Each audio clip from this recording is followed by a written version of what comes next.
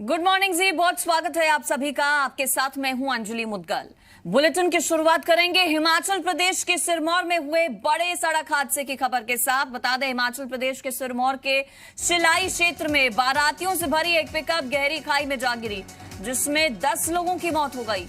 2 लोग घायल बताए जा रहे हैं। हादसे के दोनों घायलों को चंडीगढ़ पीजीआई रेफर किया गया इलाज के लिए। हादसे में मारे गए 10 लोगों में से 7 की उम्र 12 साल से 19 साल के बीच है। सभी मृतक एक ही गांव के निवासी थे। दुर्घटना से पूरे क्षेत्र में शोक की लहर है। पुलिस हादसे के कारणों की जांच में जुट गई है। वहीं डीसी ने मृतकों के परिजनों को 10-10 हजार रुपए की फौरी राहत और 4-4 लाख रुपए मुआवजा देने की घोषणा की है। दर्दनाक ये पूरा सड़क हादसा, जिस पर मुख्यमंत्री जयराम ठाकुर से लेकर प्रधानमंत्री नरेंद्र मोदी तक दुख व्यक्त किया गया है। 10 लोगों की दर्दनाक मौत इस हादसे में हो गई।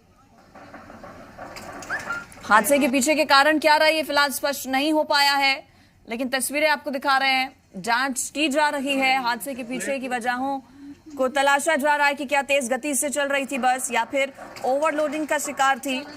ये तमाम जांच के विषय। लेकिन दर्दनाक हादसा जिसमें 10 लोगों की मौत हो गई और कहा जा रहा है कि सभी जो बस में सवार लोग थे, जो मृतक हैं, वो एक ही गाँव के बताए जा रहे हैं। बारात में शामिल होने के लिए ये लोग जा रहे थे, लेकिन उससे पहले ही दर्दनाक हादसे का शिकार हो गए।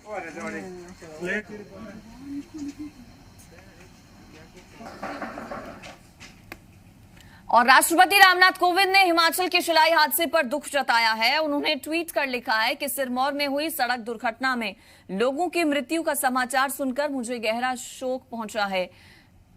शोक संतप्त परिवार के प्रति मेरी संवेदना। घायल हुए लोगों के शीघ्र स्वस्थ होने की कामना करता हूं। ये ट्वीट किया गया राष्ट्रपति की तरफ से। सिरमौर हादसे पर प्रधानमंत्री नरेंद्र मोदी ने भी दुख जताया और ट्वीट किया कि हिमाचल प्रदेश के सिरमौर में हुए हादसे में लोगों की मौत से आहत हूं। शोक संतप्त परिवार के प्रति संवेदना और घायलों के साथ प्रार्थना। पीएमएनआरएफ की तरफ से मृतक के परिजनों को 2-2 लाख रुपए और घायलों को 50 हजार रुपए दिए जाएंगे।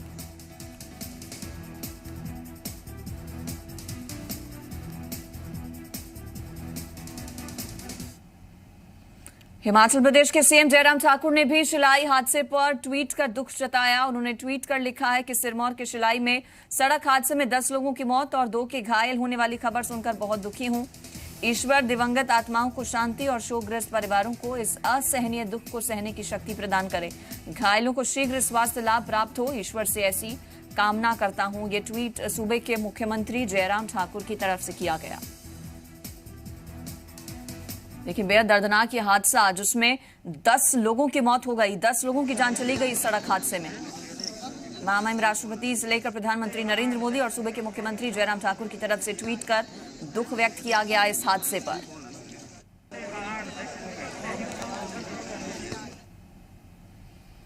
वहीं बीजेपी के राष्ट्रीय अध्यक्ष जेपी नड्डा ने शिलाई हादसे पर दुख जताया। उन्होंने ट्वीट कर लिखा कि हिमाचल प्रदेश के सिरमौर जिले में एक जीप के खाई में गिर जाने की दुर्घटना में 10 लोगों की मौत की खबर बेहद ही दुखद है। सरकार राहत कार्य में तत्परता से जुटी है। दिवंगत लोगों के परिजनों के प्रति मैं अपनी संवेदनाएं व्यक्त करता हूं। घायलों के जल्द स्वस्थ होने की कामना।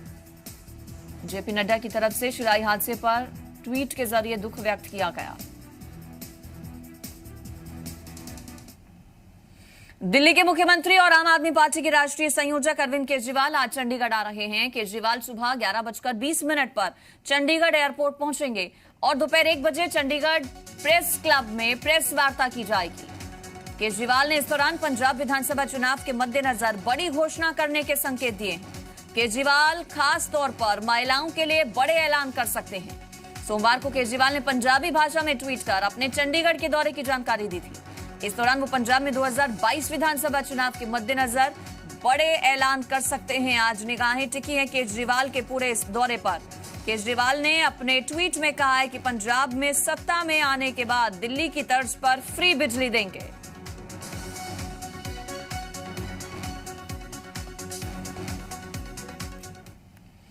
दिल्ली के मुख्यमंत्री अरविंद केजरीवाल और आम आदमी पार्टी के संयोजक अरविंद केजरीवाल के चंडीगढ़ दौरे से पहले पंजाब में हाई प्रोफाइल राजनीतिक ड्रामा भी शुरू हो गया है।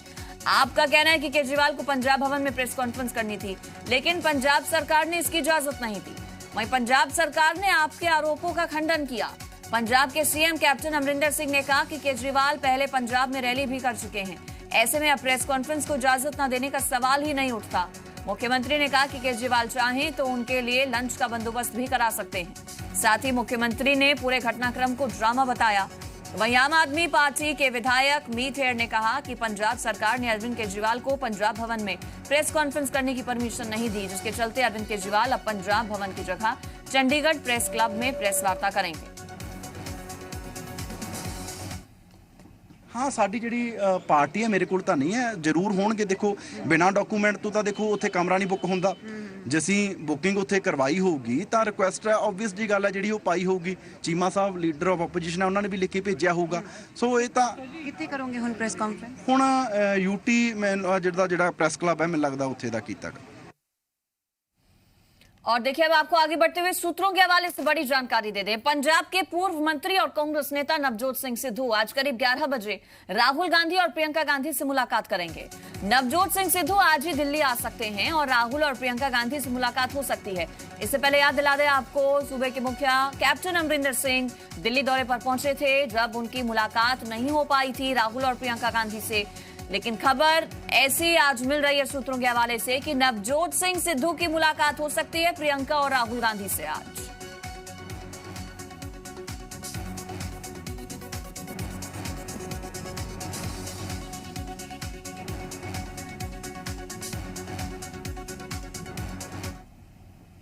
और मिशन 2022 को फतेह करने के लिए अकाली दल जीत दर्ज करने का दमखम रखने वाले कार्यकर्ता को प्राथमिकता देगी।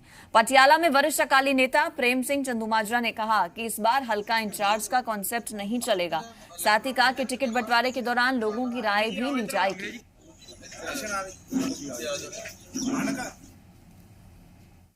ना केवल पटियाले जिले विच ओवरऑल ही श्रोमणी अकाली दल का फैसला कि इस बारी चोण अखाड़े दे विच मतलब चोण नूं विच गंभीरता संजीदगी लियाउण लई मतलब जिहड़ी अकाली दल की मुरली कतार की लीडरशिप आ चोण अखाड़े च उतरेगी।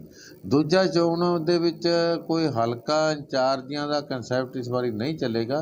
केवल ते केवल जित नूं आधार बना के केवल ते केवल लोगों की हल्के दे लोगों की मतलब जिहड़ी इच्छा है उन्होंने ध्यान च रख के ही मतलब उम्मीदवारों नूं मैदान च उतारा जाएगा। सीएम कैप्टन अमरिंदर सिंह के नेतृत्व में आज कोविड समीक्षा बैठक होगी। ये बैठक दोपहर 2:30 बजे होगी। कोविड रिव्यू मीटिंग में स्वास्थ्य मंत्री बलबीर सिद्धू और मेडिकल एक्सपर्ट्स भी मौजूद रहेंगे। पंजाब में कोविड पाबंदियों को पहले ही 30 जून तक बढ़ा दिया गया था। रविवार को कर्फ्यू को खत्म किया जा सकता है।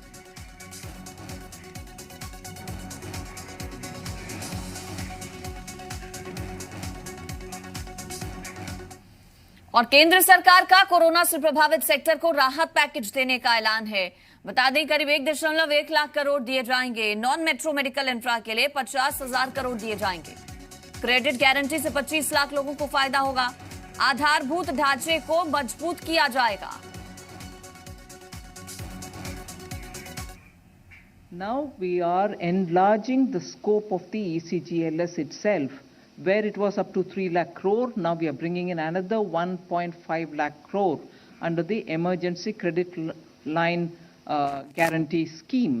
Now here, sector-wise details will be given sooner based on the evolving needs and the overall cap for admissible guarantee has been raised to 4.5 lakh crores. एक बार फिर आर्थिक राहत का ये पैकेज जो है ये लेकर आपके बीच में आए हैं, जिनमें अलग अलग क्षेत्रों को इसमें सम्मिलित किया गया है। पहला एक क्षेत्र ऐसा है जहां पर स्वास्थ्य चिकित्सा की जब बात करते हैं तो उसका बहुत बड़ा महत्व है। इस सेक्टर के लिए कुल मिलाकर देखा जाए तो कोविड प्रभावित क्षेत्रों के लिए सेक्टर्स के लिए 1,01,000 करोड़ रुपए की क्रेडिट गारंटी योजना लेकर आए हैं। और बरगाड़ी बेअदबी मामले से जुड़े आरोपियों की न्यायिक हिरासत 8 जुलाई तक बढ़ा दी गई है। गांव बुर्ज जवाहर सिंह के गुरुद्वारा साहिब के बाहर विवादित पोस्टर लगाने के लिए मामले में गिरफ्तार डेरा सच्चा सौदा सिरसा के 6 अनुयायियों की न्यायिक हिरासत खत्म होने पर सोमवार को उन्हें वीडियो कॉन्फ्रेंसिंग के जरिए प्रथम श्रेणी न्यायिक दंडाधिकारी की अदालत में पेश किया गया। अदालत ने इन सभी की न्यायिक हिरासत 8 जुलाई तक बढ़ा दी है।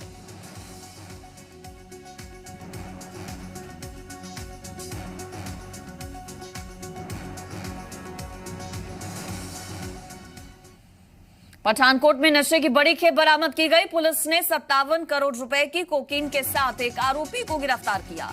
पुलिस ने स्पेशल ऑपरेशन के दौरान 5 किलो 765 ग्राम कोकीन जब्त की। पुलिस ने एक कार को भी कब्जे में लिया है। बड़ी खेप नशे की पठानकोट में बरामद की गई पुलिस की तरफ से।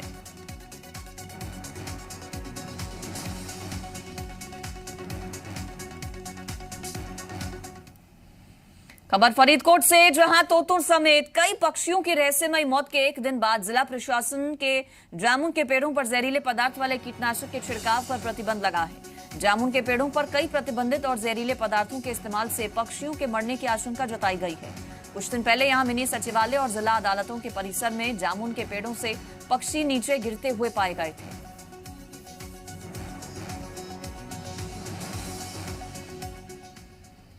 और हरियाणा के मुख्यमंत्री मनोहर लाल दिल्ली दौरे पर हैं। आज सीएम मनोहर लाल दिल्ली पहुंचेंगे, जहां विदेश मंत्री एस जयशंकर से मुलाकात कर सकते हैं।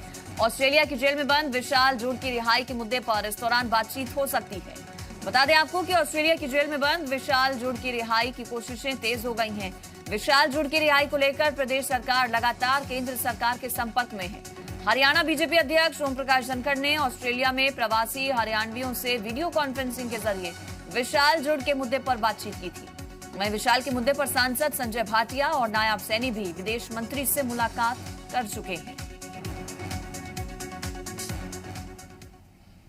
हरियाणा सरकार के पेंशन और छात्रों को वजीफा राशि के डायरेक्ट बेनिफिट ट्रांसफर के बाद अब सरसों के तेल के बदले भी डीबीटी के जरिए राशि सीधे पात्र लाभार्थियों के खाते में भेजने की तैयारी की जा रही है।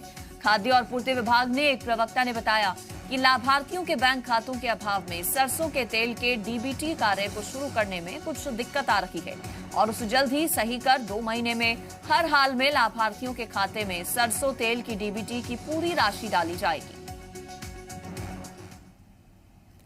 आगे बढ़ेंगे, बता दें धर्मशाला में हुए महामंथन पर सीएम जयराम ठाकुर ने बताया कि मिशन 2022 के लिए रणनीति तैयार की गई है। इसके अलावा उपचुनाव को लेकर भी चर्चा हुई। राज्य सचिवालय में पत्रकारों के साथ बातचीत के दौरान ये बात उन्होंने कही। कुल्लू में थप्पड़ कांड पर सीएम ने कहा कि जो एविडेंस के आधार पर आवश्यक कार्रवाई बनती थी वो की गई, लेकिन आगे भी देखा जाएगा कि क्या कार्रवाई करनी है। सीएम ने विधायक विशाल नेहरिया और उनकी पत्नी विवाद पर कहा कि ये उनका पारिवारिक मामला है, दोनों को बात करने का अवसर देना चाहिए।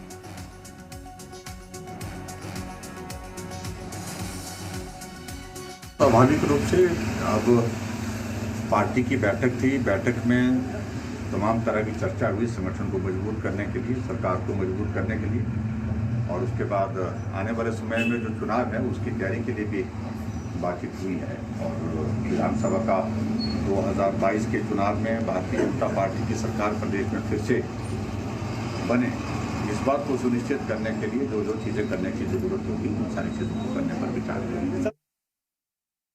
देखिए, जो एविडेंसेस के आधार पर जो हमको जानकारी सामने दिखी है उसके आधार पर हमने कार्रवाई कर दी है। उसके बाद फिर और चीज़ों को लेकर के जो करने की जरूरत होगी, लेकिन अनफॉर्चुनेट है जो घटना घटित हुई है।